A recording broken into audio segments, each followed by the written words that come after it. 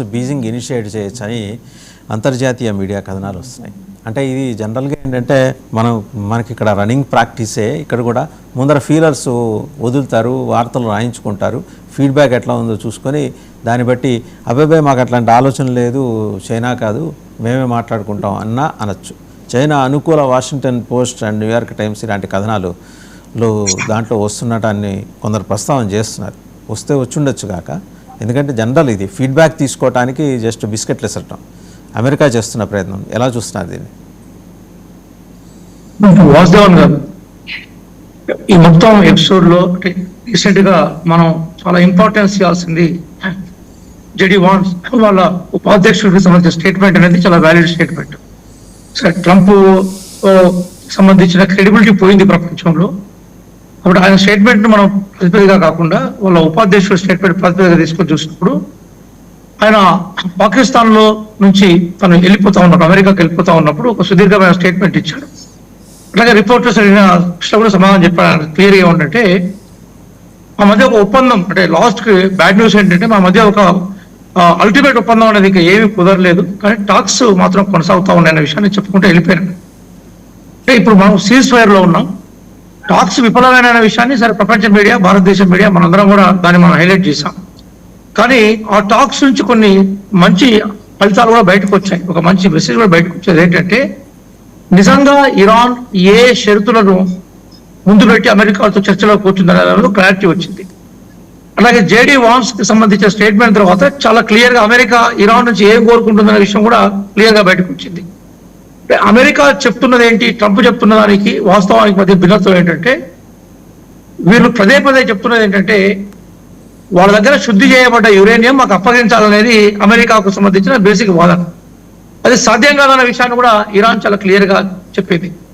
అట్లాగే తన పెట్రో డాలర్ని కాపాడుకునే క్రమంలో మొత్తం ట్రాన్సాక్షన్స్ ఏవైతున్నాయో, ఒకప్పుడు డాలర్ నేపథ్యంలో ప్రపంచం మొత్తం ఎట్లయితే కొనసాగుతూ ఉందో ఇక్కడ కూడా అట్లే కొనసాగాలన్న విషయాన్ని కూడా ముందు పెట్టినట్టుగా ఆ చర్చలకు సంబంధించిన ఇష్యూస్ బయటకు వచ్చాక మనకు కనిపించింది. దాన్ని కూడా ఇరాన్ తిరస్కరించింది. అలాగే ఇరాన్ చాలా బాధ్యతాయుతంగా మాట్లాడే కనబడ్డది. వాళ్ళు ఎక్కడ కూడా ఇరాన్ టాక్స్ విఫలమైనాయి, టాక్స్ ఎండ్ అయినాయి అనే విషయాన్ని ఇరాన్ మొట్టమొదటిసారిగా ప్రకటించలేదు. యునైటెడ్ స్టేట్స్ ఆఫ్ అమెరికానే ప్రకటించింది. అలాగే టాక్స్ కూర్చునే పూర్వంలో కూడా పాకిస్తాన్ ద్వారా యునైటెడ్ స్టేట్స్ ఆఫ్ అమెరికానే ఆ టాక్స్ కి ఇరాన్ కూర్చునే పెట్టింది. కానీ టాక్స్ స్టార్ట్ అయ్యే ముందు యుద్ధ విరమణకు సంబంధించి ఒక సౌత్ వాతావరణం ఏర్పడాల్సింది. ఆ వాతావరణాన్ని మొత్తం చెడగొట్టింది ఎవరు ఉన్నారో వారు ఇజ్రాయెల్. కాబట్టి ఇజ్రాయెల్ పట్ల ప్రపంచంలో అంతో ఇంతో కొంత అభిమానము, లేదా ఇజ్రాయెల్ ఎగ్జిస్టెన్స్ పట్ల కొంత ప్రేమ ఉండే వర్గాలు కూడా ఇజ్రాయెల్ లెబనాన్ మీద సీజ్ ఫైర్ కు ట్రంప్ ఇరాన్ మధ్య ఒక సీజ్ ఫైర్ కు సంబంధించి ఒక ఒప్పందం మీద సానుకూలత ఏర్పడ్డప్పుడు ఆ సానుకూలతను భిన్నం చేసే, ఆ సానుకూలతను మొత్తం భగ్నం చేసే ప్రయత్నాన్ని ఇజ్రాయెల్ చేసింది. మరి ఇజ్రాయెల్ బేసికల్ గా తను దానిలో కొనసాగుతూ ఉంటుంది. మొత్తం టోటల్ పాలస్తీనాను టోటల్ అక్కడ లేకుండా పాలస్తీనాను మొత్తం చంపేసే ప్లాన్ లోనే ఇజ్రాయెల్ ఉంది. ఆ ఇజ్రాయెల్ యొక్క విధానం ఏదైతే సరైనది కాదని మొత్తం ప్రపంచ దేశాలు మొత్తం చెప్పాయి. అట్లాగే సీజ్ ఫైర్ టైంలో దాడులు చేయడాన్ని ప్రపంచ దేశాలు ఏవి కూడా సపోర్ట్ చేయలేదు, ఇంక్లూడింగ్ టు మన దేశంతో సహా. మన దేశం పూర్తిగా ఇజ్రాయెల్ ఖండించకున్నా కూడా ఆ దాడులు ఏవైతున్నాయో సరైన విషయం కాదన్న విషయాన్ని మన విదేశాంగ వ్యవహారాల శాఖ కూడా ప్రకటించింది. అంటే ఇవన్నీ బట్టి మనకి ఏముంటుందంటే, ఇప్పుడు సరే జనరల్ గా ట్రంప్ ఆవేశపడతాగా అది చేస్తా ఇది చేస్తా అంటే ఆయన యుద్ధ టైంలోనే ఏం చేయలేకపోయినాడు కదా. ఇప్పుడు సీజ్ ఫైర్ లో ఆయన చేసేది ఏమి ఉండదు, చాలా క్లియర్గా అర్థమైంది. ఇదే నేపథ్యంలో పాకిస్తాన్ ఏదైతే ఈ వాతావరణానికి సంబంధించిన ఏర్పాటు చేసి ఇద్దరు కూర్చోబెట్టిందో చివరికి ఒక స్టేట్మెంట్ ఇచ్చింది. మేమేమి ఇంకా దాన్ని ముగిసాయని మేము అనుకోవట్లేదు, మరొకసారి కూర్చోబెట్టడానికి అంతర్జాతీయ సమాజం వైపు నుంచి మేము పనిచేస్తాం, మేము ప్రయత్నం చేస్తాం అన్న విషయాన్ని చెప్పే ప్రయత్నం చేసింది. సరే, జనరల్ గా పాకిస్తాన్కి సంబంధించిన ఫారిన్ పాలసీ కానీ పాకిస్తాన్ స్టేట్మెంట్ వెనుక యునైటెడ్ స్టేట్స్ ఆఫ్ అమెరికా ఉంటుంది కాబట్టి ఒక డోర్ ఓపెన్ చేసే ప్రయత్నాలు కూడా జరిగినాయి. కాబట్టి ఇప్పుడు మనం చూడాల్సింది ఏంటంటే, ఇప్పుడు ఇరాన్ చాలా క్లియర్గా ఏంటంటే కింద అండర్ మైన్స్ ఉన్నాయి, సీ మైన్స్ ఉన్నాయి, చాలా జాగ్రత్తగా ఉండాల్సి ఉంటుంది అన్న. ట్రంప్ ఏమంటే ఆర్మోజునే మేము కైవసం చేసుకున్నాం, అక్కడ టోటల్ గా సీకి సంబంధించిన మైన్స్ తొలగించే ప్రయత్నం చేసామన్నాం. అది ఒక అబద్ధము, బుకాయింపు అనే విషయం కూడా మనకు క్లియర్గా అర్థమవుతా ఉంది. సరే, రెచ్చగొట్టే స్టేట్మెంట్స్ సహజంగా దేశాలు తమ యుద్ధ టైంలో చేస్తూ ఉంటాయి. కానీ అదే సందర్భంలో ప్రపంచానికి మాత్రం అసలు విషయాలు ఏంటో అన్న విషయంలో క్లారిటీ వచ్చింది. ఈ క్లారిటీలో క్లియర్గా అర్థమైందంటే అమెరికా ప్రపంచం మొత్తం తన ఆధిపత్యాన్ని కొనసాగించిన క్రమంలో భాగంగానే ఈరోజు ఇరాన్ కూడా లొంగ తీసుకునే ప్రయత్నం చేసింది. యుద్ధంలో అలసిపోయింది కాబట్టి ఇరాన్ చెప్పినట్టుగా చర్చల ద్వారా యుద్ధంలో మమ్మల్ని గెలవలేని అమెరికా చర్చల ద్వారా మా నుంచి ఏం తీసుకోవాలనుకుంటుందో అది తీసుకునే ప్రయత్నాలు చేసింది అనేది ఇరాన్ వైపు నుంచి వచ్చిన ప్రతి statement, America vice president statement కు భిన్నంగా ఇది ఇప్పుడున్న నేపథ్యం. ఒకవేళ కనుక ఇవన్నీ ఫెయిల్ అయిపోయి మళ్ళీ యుద్ధమే స్టార్ట్ అయితే ఏమైందంటే ఖచ్చితంగా వీరి అమెరికా దురాక్రమణ వాదనకి ఇరాన్తో పాటుగా మొత్తం ప్రపంచ దేశాలు అన్నీ కూడా ఇబ్బందులకు గురయ్యే అవకాశం ఉంటుంది. ఇప్పటికే మనం ఒకవేళ మళ్ళీ మంచి వాతావరణం ఏర్పడ్డా కూడా ప్రపంచం మొత్తం కూడా $కి సంబంధించిన ఇష్యూస్ మీద రేజింగ్ జరుగుతూ ఉంది. దాని ప్రభావం మొత్తం క్రూడ్ ఆయిల్ కు ఆధారిత అన్నిటి మీద రేట్లు పెరిగే అవకాశం ఉంటుంది.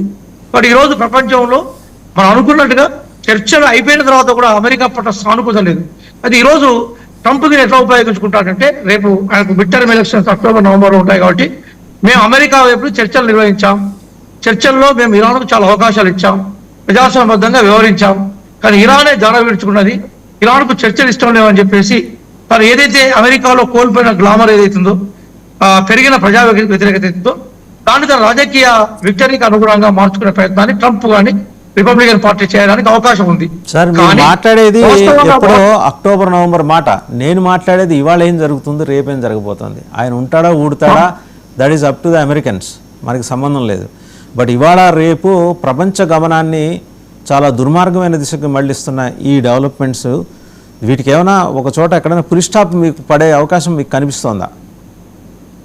వాసుదేవన్ గారు జనరల్ గా అంటే సరే మనం గతంలో యుద్ధాలు ఆ యుద్ధ వాతావరణాన్ని పరిశీలించినప్పుడు ఈ సీజ్ ఫైర్ కు సంబంధించిన ప్రకటన అమెరికా వైపు నుంచి వచ్చింది కాబట్టి అది 2 వీక్స్ సంబంధించిన ప్రకటన వచ్చింది కాబట్టి ఈ 2 వీక్స్ కూడా ఇట్లాంటి ప్రకటనలే కొనసాగే అవకాశం ఉంది. ఈ 2 వీక్స్ లో అంటే ఇమీడియట్ ఈ రోజు రేపు ఏదో సంచలనాత్మకమైన అంశం వచ్చి మొత్తం ప్రపంచ శాంతికి మార్గం ఏర్పాటు చేస్తారని అనుకోరు, కానీ ఈ 2 వీక్స్ అంటే సీజ్ ఫైర్ ప్రకటించిన ఈ మొత్తం కాలం అంతా కూడా ఇట్లాంటి మాటలు ఇదే ఉంటుంది. అయితే 14వ తారీఖు కూడా చాలా కీలకమైన డే మనకు. ఎందుకంటే ఆ రోజు లెబనాన్ తో మేము చర్చలు ఆరంభిస్తా ఉన్న విషయాన్ని లెబనాన్ ఇప్పుడు ఎగ్జిస్టెన్స్ గవర్నమెంట్ తోటి ఇజ్రాయెల్ ప్రకటన చేసింది. ఒకవేళ కనుక ఇజ్రాయెల్ లెబనాన్ మధ్య కూడా కాల్పుల విరమణకు సంబంధించిన చర్చలు ఫలప్రదమైతే ఇప్పుడు ఈ టెంపోకి కొంత విరామము కొంత రిలాక్సేషన్ రావడానికి మాత్రం అవకాశం ఉంటుంది. ఎందుకోసం అంటే ఇక్కడ అమెరికా ఇరాన్ మీద దాడి చేయడం అనేది అంత ఈజీ కాదు, కానీ ఇజ్రాయెల్ లెబనాన్ మీద దాడి చేయడం, లెబనాన్కు సంబంధించిన ఆస్తులను ప్రజలను హానిపరచడం అనేది ఇజ్రాయెల్కు చాలా సులభమైన విషయం. అక్కడ ఫుల్ స్టాప్ పడ్డప్పుడు ఏమైతే ఉంటుందంటే కొంచెం పశ్చిమాసియాలో మనకు కొంత శాంతి బలమైన వాతావరణం ఉండే అవకాశం ఉంటుంది. కాబట్టి 14th వరకు అంటే 14th అంటే మనం ఇంకొక 24 గంటల ముందు మనం మాట్లాడడం మొదలుపెట్టాం మనం. కాబట్టి రేపు ఇజ్రాయెల్ లెబనాన్ మధ్య జరిగే చర్చలు కూడా ఈ మొత్తం టోటల్ గా సీజ్ ఫైర్ కు సంబంధించిన భవిష్యత్తు మీద కొంత ప్రభావం చూపెట్టే అవకాశాలు ఉన్నట్టుగా మనం భావించాలి. రైట్, ఒకసారి మనం పేకెట్ ప్రసాద్ గారి దగ్గర. పేకెట్ ప్రసాద్ గారు, ట్రంప్ అది థ్రెటనింగ్గా లేకపోతే ఒక భయం నుంచి వస్తున్న ఉన్మాత్తపు మాటలుగా చూడాలా? మరోపక్క వైట్ హౌస్ నుంచి ఫస్ట్ లేడీ చేసిన ప్రకటన మెలీనియా ట్రంప్, ఆవిడ మీద అంటే మన ఎన్నికల హడావులు ఇప్పుడు పట్టించుకోలేదు, కానీ వెస్ట్రన్ మీడియా అంతా కూడా విపరీతంగా ట్రోల్ చేశారు. సరే, అనివార్యంగా ఆవిడ వచ్చి వివరణ ఇచ్చుకోవాల్సిన పరిస్థితి. ఎందుకంటే మాక్రాన్ తోటి సన్నిహితంగా ఉన్నట్టుగా ఫోటో అక్కడ అంతా సర్క్యులేట్ అయింది. వివరణ ఇచ్చుకున్నారు. ఆవిడ ట్రంప్ గారి 3వ భార్య, ఫార్మర్ మోడల్. ఆవిడ అలా ఇవ్వగానే ఇంకొక మోడల్ ఆవిడ వచ్చి lot many are there to be exposed in a short time అని చెప్పేసి ఆవిడ ఇంకో థ్రెటనింగ్ నోట్ ఇచ్చింది. ఇదన్నీ ఏంటంటే డీప్ స్టేట్ చేయిస్తోందా ట్రంప్ని? ఇంకా సారీ బాస్ గుడ్ బై అని చెప్పే ప్రయత్నం, ఇదంతా డీప్ స్టేట్ చేసే ప్రయత్నంగానే చూడాలా?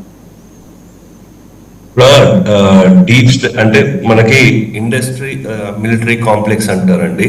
So especially in geo politics లో వచ్చేసరికి, సో దాంట్లో మొత్తం ఈ యుద్ధం నుంచి లాభపడేది వాళ్ళే. సో దాంట్లో వాళ్ళకి ఎలా అణువుగా ఉంటే వాళ్ళు అలా మార్చేస్తూ ఉంటారు narrative. So all of a sudden Trump గారి భార్య వచ్చి ఆ స్టేట్మెంట్ ఇవ్వాల్సిన అవసరం ఏముంది ఇప్పుడు యుద్ధం వాతావరణం ఉన్నప్పుడు? ఎందుకంటే ట్రంప్ చేసేవి కూడా ఎలా ఉన్నాయంటే personal comments, and Macron is respected leader.